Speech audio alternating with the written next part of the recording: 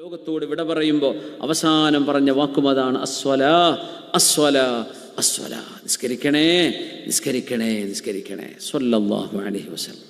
അതുകൊണ്ട് ഒരു എക്സാമിൻ്റെ പേര് പറഞ്ഞ് നിസ്കരിക്കാണ്ടിരിക്കരുത്. കല്യാണമുണ്ട്, പുതിയ മേക്കപ്പ് ഇട്ട് കഴിഞ്ഞാൽ എങ്ങനെ നിസ്കരിക്കുക?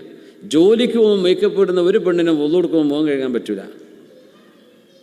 പറ്റുമോ? നെയിൽ പോളിഷ് ഇട്ട് പോയാൽ വുളു എടുക്കാൻ പറ്റുമോ?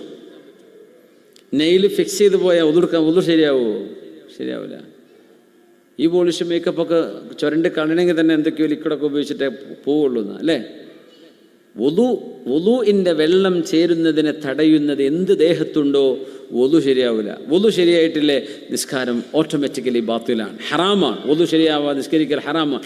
വൈലുൽ ലിൽ അഖാബി മിനൻ നാർ, മടമ്പ് മര്യാദക്ക് കഴുകാതെ വരുന്നവർക്ക് നരകമാണെന്ന് റസൂലുള്ളാഹി സ്വല്ലല്ലാഹു അലൈഹി വസല്ലം. ശിക്ഷയാണ്, അള്ളാഹുവിൻ്റെ ശാപമുണ്ടാകുന്നു. അപ്പം മടമ്പ് വെള്ളം നനക്കാതെ പോന്നാൽ അത്ര വിഷയമുണ്ടെങ്കിൽ ബാക്കി വിഷയങ്ങളൊക്കെ ആലോചിച്ച് നോക്കൂ. അതുപോലെ മൈലാഞ്ചി സ്ക്രാച്ച് ചെയ്ത് കഴിഞ്ഞാൽ പോരുന്ന മൈലാഞ്ചി, സ്ക്രാച്ച് ചെയ്തിട്ട് പോരുക, പൊടിയായിട്ടാണ് പോരുക, നേരെ ഫെയ്ഡായി പോകും. പഴയ മൈലാഞ്ചികളൊക്കെ അങ്ങനെയാണ്, നാച്ചുറൽ നമ്മുടെ ഈ ഓർഗാനിക് മൈലാഞ്ചികളൊക്കെ ആ നിറങ്ങ് മങ്ങി മങ്ങി മങ്ങി അങ്ങ് ഇല്ലാണ്ടായി പോലെ. പക്ഷേ ഇപ്പോഴത്തെ കെമിക്കൽ പെട്ടെന്ന് 10 മിനിറ്റ് കൊണ്ട് 5 മിനിറ്റ് കൊണ്ട് ചോക്കും.